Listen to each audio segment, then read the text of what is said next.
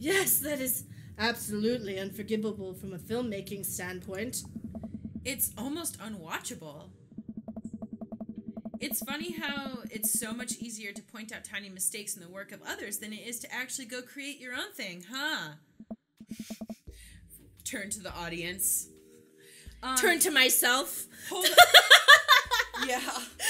I honestly though, like I know that you have OCD, and I knew that that obviously causes you to notice all of these things. I didn't realize that there was such like a large part of the compulsion to like, because it goes like this. Because it goes like this. It's like I should control it, but you know how sometimes. Okay, do you guys ever read Ella Enchanted? Like read it. Okay, there's this one part where she's explaining why she's unable to not do what other people tell her to do, and she feels like she's going to like die because she has. And Ella Enchanted, her curse is that she's obedient. I feel like this is a really long analogy to something where you could just tell me what it is instead of like. I don't know how to explain it because it's a feeling that I didn't know other people didn't have. So I was like, oh no, everybody has this overwhelming feeling that drives them to do crazy things. Oh no. So you just feel like you're compelled to do it. I got it. I don't know. I see like that word. Those words aren't enough. You know what I mean? Yeah. It's like it's in the whole body and the whole brain, and it's I don't know how to explain it. Mm-hmm. I'm sure somebody else can articulate it better. Hey, look, that's an anachronism. The rest of the movie goes by relatively smoothly, with only a few whimpers from Damien. Maybe he would have liked the romantic comedy better. I mean, if it gets... well, never mind. No, obviously, I need to learn the ways to control my compulsions, which is what I'm doing in therapy. Mm-hmm. It's just like I don't know how to explain to people how it feels, and I'm sure if I like knew what it is from your life that would give you the same feeling, I could explain it to you. I was actually just trying to think if there was like some behavior that I do where it's like, because I know that I have behaviors like that where it's like I am like compelled by like forces beyond my control. Yeah. It feels like to do this thing, and it's like as you're doing it, you're like no. But you do it anyway, and then you're like, shit. Like, you know how when you make me put fours on the microwave? I know what mine is. What is it? Do you want to share it or no? It's when, it reminds me of all the times where I've ever had arguments with people, and, like, I have to be right, even if it means, like, yelling at somebody when I shouldn't yell at them, or, like, digging up resources to, like, throw in their face. And it's like I've had arguments with my boss, who I shouldn't argue with about these things, like dumb things. But it's like this compulsion to just like, you have to be right. You have to win the argument, like no matter what. Sounds like you're just a winner. No, but it's like. Sounds like you're a winner. They're fucking pussies. But it's like, yeah.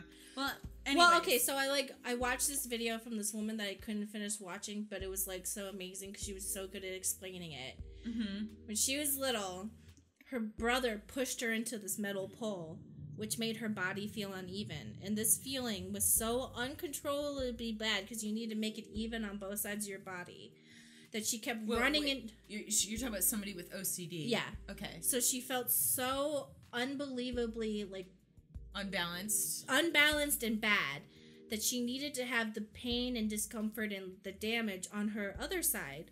So she ran into the pole with the other side of her body, but then the other side of her body was more damaged than the left side of her body. So she hit it with the left side of her body. So she just kept hitting each side. So she kept running into the pole over and over until both sides of her body were equally in pain. Mm-hmm. And that is what it feels like to go, I'm in so much pain, I can't stop running into this pole, but I also can't stop doing it because I need this to be exactly right. Mm-hmm. That's what it feels like. All right, we get to the final scene in the movie, where Romulus Bad Blood and the general wives embrace each other in this cryptid. It appears that the true vampire crusade was the vampire crusade in our hearts, our cold, unbeating hearts. Romulus and the general's wife begin making out hard. What? The film fades to black, and the end appears on the screen. But then It hard cuts to Demetrius and his rival lover Carmela, who watch the two from afar. Huh. Oh no! Twist ending! Our bloodlines have been pure for 1,000 years. Romulus has betrayed us by loving a human woman. It will only be a short time before the next vampire crusade 3 evil must die again. More thunder, more ominous organs. The movie fades out again, and a bloody question mark now accompanies the end. Damien and I walk out of the movie theater amidst throngs of chattering moviegoers. He's a little more pale than I remember, but otherwise he survived the encounter. He even seems kind of invigorated. What an interesting film. Well, the premise admittedly struck me as pedestrian. I was intrigued by its harrowing love story and great attention to detail in regards to vampiric lore. Yeah, it was pretty good. A lot more vampire titties than I thought there would be. Oh. Come, the night is young. Let us take a stroll. Have you seen that mockumentary about vampires? No.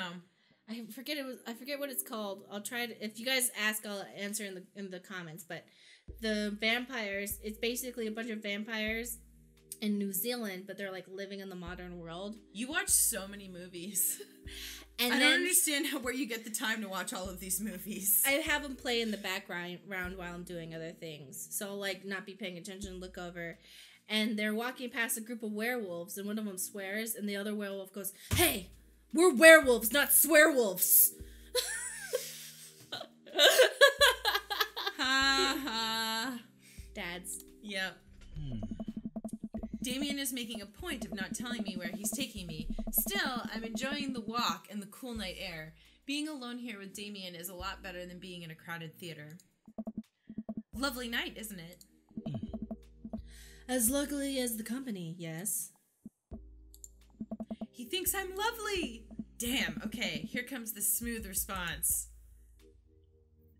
Cool. No thanks. Okay, thanks. No problem. Crushed it. We both stand there feeling a little awkward. I sure am one smooth operator. Are you getting a little hungry? Maybe we could stop off and grab something to eat. Oh. Worry not, friend. I have a plan. We turn the corner and are greeted by the gates of a cemetery? What? Are we going in there? Little bit of Victorian flavor, Trod. Trust Trod. me. I'm a bit nervous, but Damien hasn't led me wrong yet. I follow his lead as we walk into the cemetery. Statues of angels stare down at us as we follow a path through the faded tombstones. As we crest a small hill, we get a beautiful view of the city. The night lights sparkle around us. I gotta hand it to him. For being in a cemetery, this is strangely romantic. Picnicking in Picnicking in graveyards is an old Victorian tradition. An appropriate finish to an evening after a vampire movie. Wouldn't you say? With a flourish, Damien produces a blanket and picnic basket. Wait, where were you hiding that? Under my cloak? Oh right, I'm laughing because of this friggin' planes outside. Damien unfolds the blanket and we both sit down, gazing out at the city lights. He produces a bottle of red wine and a fine selection of cheeses. In the Victorian era, there were no public art galleries, parks, or botanical gardens to speak of. Once rural graveyards became a more popular alternative to the church burials, they became the only place that people could see beautiful plant life and fine sculptures. That makes sense. This is pretty nice. I have a question, though. How are you so okay with being in a graveyard, but you had trouble handling a scary movie? What? I wasn't. He sighs deeply. Okay, yes, I was extremely scared by that movie. I was not writing a book about blood magic in my head. I've never been good at those.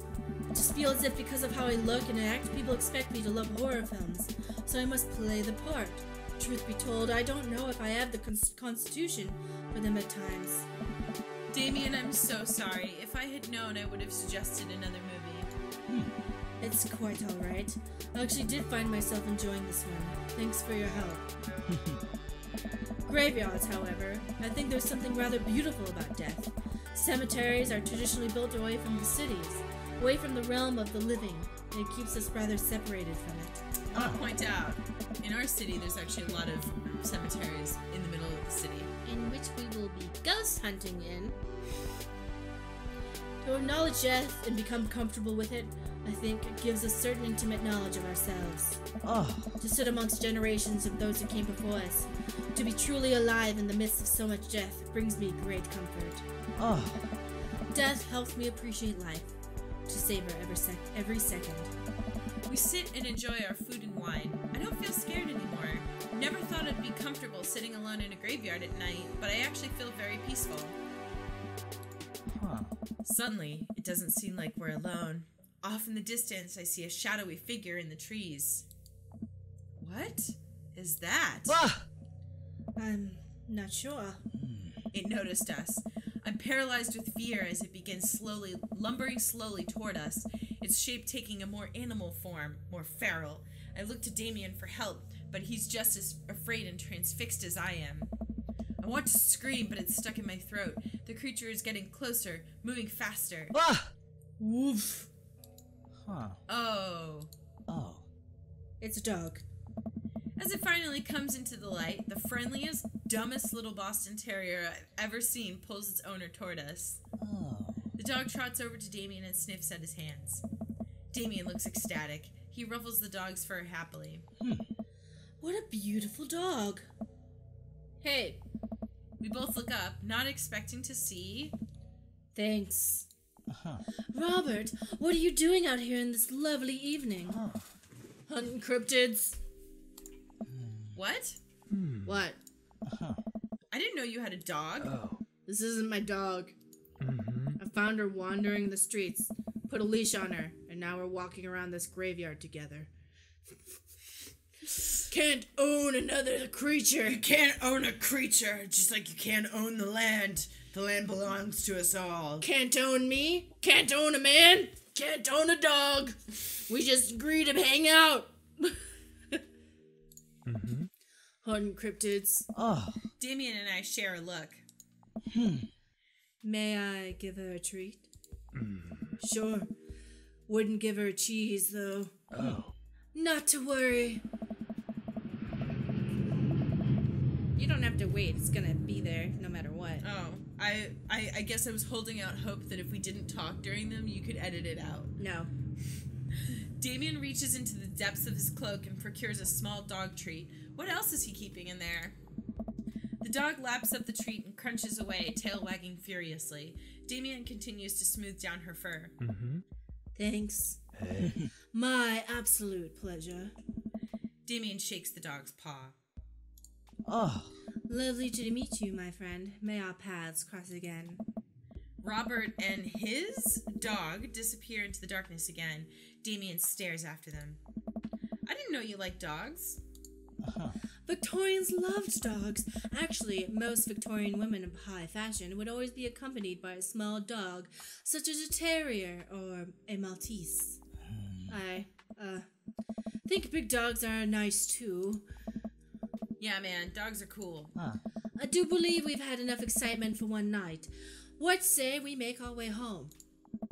Damien hops to his feet and extends a hand to help me up. I gladly take it as my knees aren't what they used to be. He packs up his picnic basket and leads us out of the graveyard. As we begin the walk home, I take one last look at the cemetery. It really is beautiful. Like a proper gentleman, Damien walks me to my doorstep. Thank you ever so kindly for your company tonight. Damien, it was my pleasure. Todd, if you'll allow me, it would bring me a great joy to offer you a token of my affection. Damien reaches into his cloak and pulls out a folded, monogrammed handkerchief. He presses it into my hand. Wow, thank you, Damien.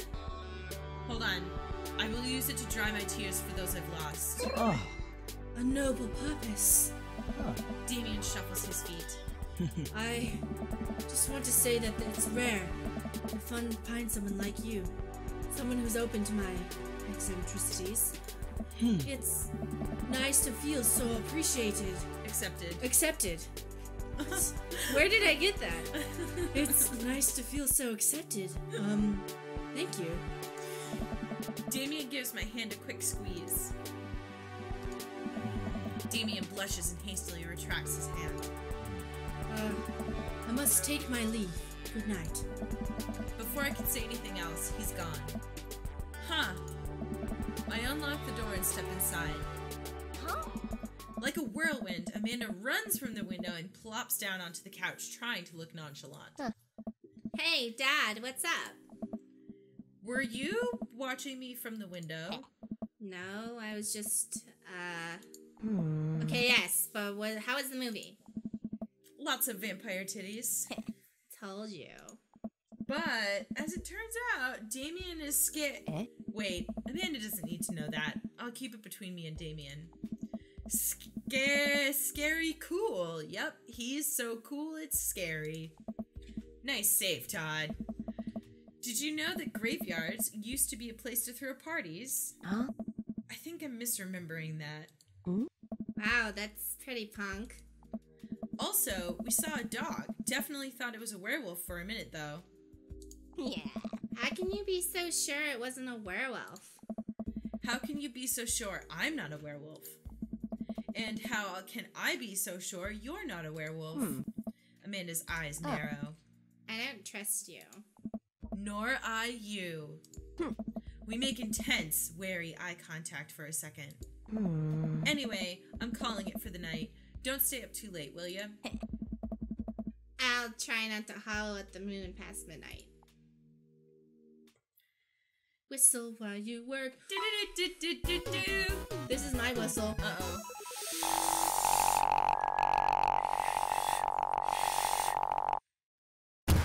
I'm sensing a romance can't. between us. Wait, I can. Hold on. A chemical romance. No, that's a band? No, I don't. Do you want to hear? Can't right now. Check your whistling privilege. Stacey just looked at me like, I'm better than you.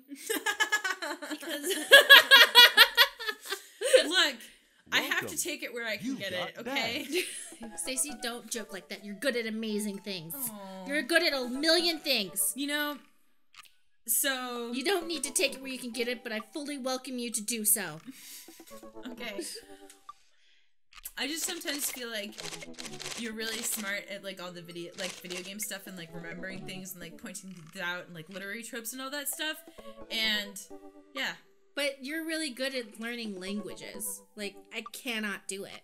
You know, I got like barely past Spanish. Barely. I took it for like 8 years. I barely know Spanish. I dated a Mexican person whose first language was Spanish for another 8 years. Barely know Spanish. I don't know how to learn a new language. Yeah. Unless it's a fucking Elvish. Yeah, that's like, true. that's crazy, right? Well, not the word. You guys know what I mean. But no, you're like, okay, so you're good at Spanish. No, and you're also good It's at... okay, we don't have to... No! We're gonna tell you how great you are! You sit down! You're good at languages. You're really good at working out. Your competitive spirit drives you to work harder every day. You have really good fashion sense and have a direction of fashion that's all of your own, and other people try to copy off of it. You're a gay icon. No, queer icon. My bad. Thank you. You sport short hair even though everyone gives you shit for it. Your sexuality knows no bounds. That's 9. If you would like to add more in the comments, please let me know. Let's do Damien's third date because I just really want to know, but we gotta save. Yeah, can we save and just take a short break? And then, absolutely, yes. I don't want to stop recording because we're at 2.5 hours and I just want to get to 3 hours. Oh, okay. Because we did a half hour. Yeah, okay. Okay. Damien. Alright, here we go. I can't connect. Yay! Always bring a war chest. This is our first third date. Dad, it's my first third date. Ever since we had that picnic together in the graveyard, Damien and I have been spending a lot of time together. We go on nighttime strolls pretty regularly. Do you have to pee? Is that why you need to pee? I was just gonna, you just like take 5, like get some water, pee, whatever. That's all. Denied. Okay. He was so impressed with the first letter I wrote him that he insisted we only communicate by post instead of through dad book. I initially protested, but he gave me one of his old signet rings to use as a seal for my letters, and I just couldn't say no. Alright, it's cool now, so I want to do it. That is so cool. Hanging out with that goth dad again? Please, Amanda, you know his name. And yes. Be honest with me here, Pops.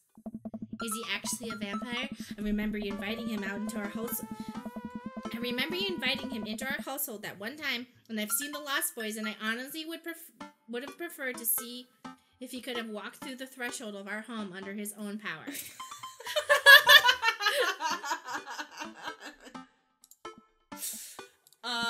Yes, Amanda, I have become Damien's familiar. I am compelled under his curse. I'm sorry, sweetie. Ugh. Turn into a bat. I don't think... Ugh. What's the point of being a vampire if you can't turn into a bat? Well, he said familiar, not vampire, okay?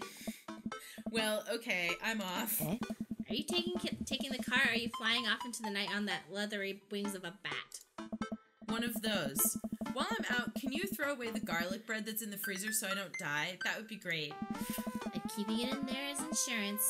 You understand, right? That's my girl. Damien and I walk along the water's edge, chatting. Damien's cloak. He hates it when people call it a cape. Damien's cloak flutters behind him in the breeze. This is gonna seem like a silly question, but why do goths wear black? Normie! Asking normie questions! Gothic subculture has always been associated with death, so it would make sense that the styles surrounding it would be greatly influenced by mourning. Interestingly enough, though, was that in the Victorian era, Queen Victoria herself mourned the death of her late husband for 10 whole years, wearing black for the rest of her life. If that's not goth, I don't know what is. I have another question. Go ahead. How are you so comfortable with death? You mentioned in the graveyard that it helps you appreciate your life or something?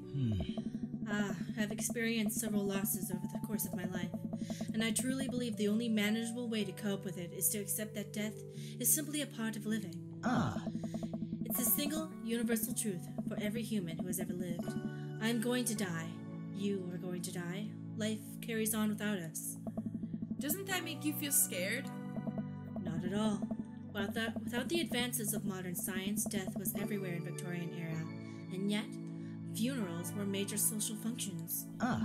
Victorians were obsessed with mementos of their loved ones, even going so far as to take elaborately staged photographs of their dead relatives. Yeah, if you guys have never seen those before, they're death photographs, and basically, the reason was that people very rarely got photographs taken, so sometimes... They were expensive. Because they were expensive, so sometimes the only time they would shell out the money for a photograph of somebody was when they had passed away. So they would take the corpse and, like, dress it up as if it was alive and pose with it. Like, not like a rotting corpse, but, like, fresh corpse, relatively. Relatively fresh. Yeah, and they would also have, like... Yeah. The minutiae of mourning was so complex that there were a set of periods of grieving that were deemed acceptable based on who in your life had passed. Now, we don't have any of that. If you lose someone, you end up feeling lost yourself because we have no modern equivalent to those formalities. We need to allow ourselves time to grieve, to feel that loss fully, but not allow it to consume us. So no, I'm not afraid of death. I believe it is a waste to spend your life dreading the end of it. The time we have here is brief and fleeting, and occasionally cruel, but it is at all times precious. To stare death in the face and live despite that, I think, is a noble existence. Let's save the mourning for the dead. Wow, that's beautiful. I can see the moonlight in the bay glint off of Damien's eyes. He smiles. We turn to the harbor and watch ships pass, breathing in the salty sea air. I look to Damien again and can't help but be entranced by his charm, his mystery. I find everything about him so fascinating. I lean in closer to Damien, closing my eyes as I do so. I'm so sorry. I have to take this. Damien steps away from me to answer his phone. Oh no, I hope it isn't Lucian again. After speaking in hushed tones for a few moments, Damien returns to me. Everything okay? There's an emergency. Lucian? No, thankfully. But I must take my leave. Oh, okay. Is there anything I can do to help? Dads do have to stick together, right? You know it. Then come. There isn't time to waste.